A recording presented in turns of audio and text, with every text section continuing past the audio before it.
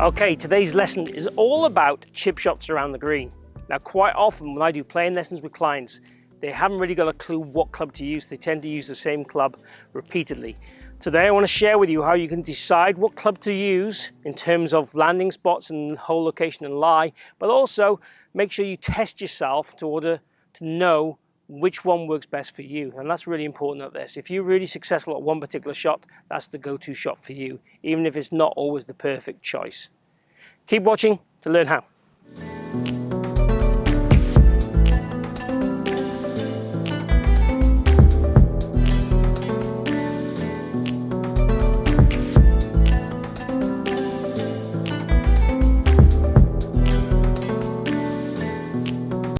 So we have a little chip shot just off the side of the 16th green here at the Forest of Arden. You'll see here it's probably about 35 to 40 yards to the flag. Obviously I've got plenty of green to work with and it's quite a nice area in terms of lie. So the lie sometimes will dictate the kind of shot you're going to use. If we have a poor lie, the advice is always to try and play a lower flighted shot and create more a sharper edge with the technique. So therefore we might well use a bit more loft but play it more like a low lofted shot. We'll get into that in a second. But if you imagine looking at this hole, there might be 3 different landing spots we could think of in terms of how we'd want to play the hole. So we could land it just on the green, let's call it halfway on the green and 3/4 way on the green between the front edge of the green and the flag. So if we were using a lofted club like a 58 or a 60 degree, landing it near the flag is the way we play it. And we play that more like what I'd call a pitch shot rather than a chip shot. We'd allow the wrist to work a bit naturally. We would scoop the ball a little bit to get that elevation and that kind of softness to the shot. If we were to land it halfway, we potentially use something more like a 52 or 50 degree, and we play it a bit more stiff, what I would call my thumbs down technique. And if we were going to land it just on the green, in this scenario here, it'd be more like a 9 iron, and we play again the thumb downs technique stood a bit closer. So we have 3 different clubs, 3 fractionally different techniques to play to the same hole, and they all are right. None of them are a wrong choice. It's about making the choice that gives you the best outcome. So let's talk outcome first of all. So tour approach from here would average 12% error. So we're talking 40 yards, 12% round numbers, it's about 5 yards. 5 yards is about 15 feet. So anything inside 10 to 15 feet, we're going to be pretty happy with, okay? And that's what we should be happy with on the golf course too. So let's talk about each shot. So let's do the pitch shot first of all. So it's an arrow stance, weight loaded left. And let's call it a thumb up wrist action or a more natural wrist action. And I'm going to try and swing to about rib high to get this distance. So rim high with that nice gentle technique and let the ball fly away. Let's give it a go. So this is a 58 degree wedge.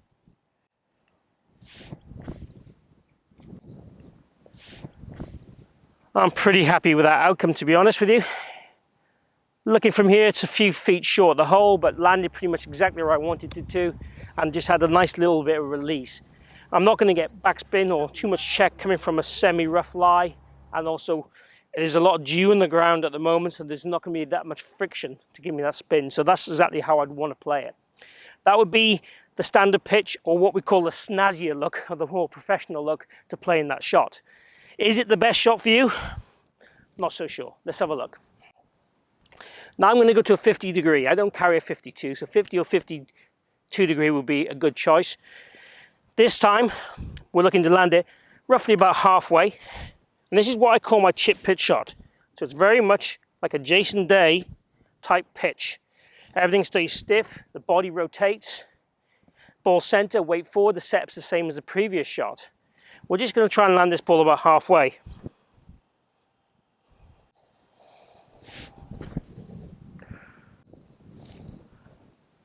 So it's a tiny bit short, maybe.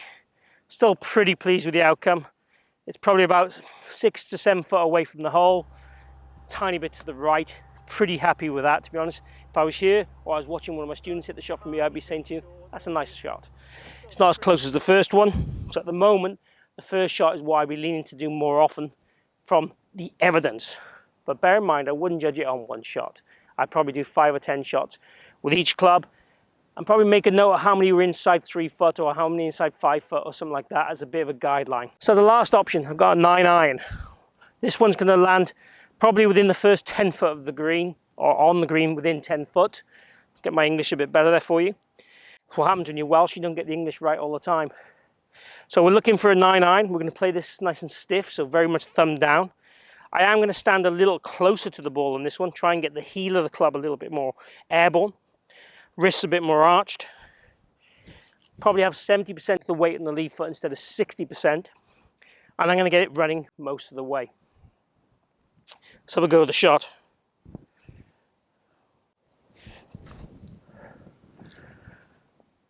Looks pretty good. Just take a bit of break. Pretty good. So that one's about 4 foot. So we've got probably 2 foot, 4 foot, and 6 foot. That's really, really good. I'm really, really pleased with that. Considering I don't practice too much, I'm very happy with the outcome of those shots. As we said earlier, inside 10%, so inside 12 foot, I'd be thrilled with that all the time. And again, if I'm inside 8 foot, which I'm pretty much are there, my whole percentage then will be up to about 60, 70%. So I should be getting up and down 60, 70% of the time. And as a tournament player, that's kind of the target from here. 60+% up and down ratio.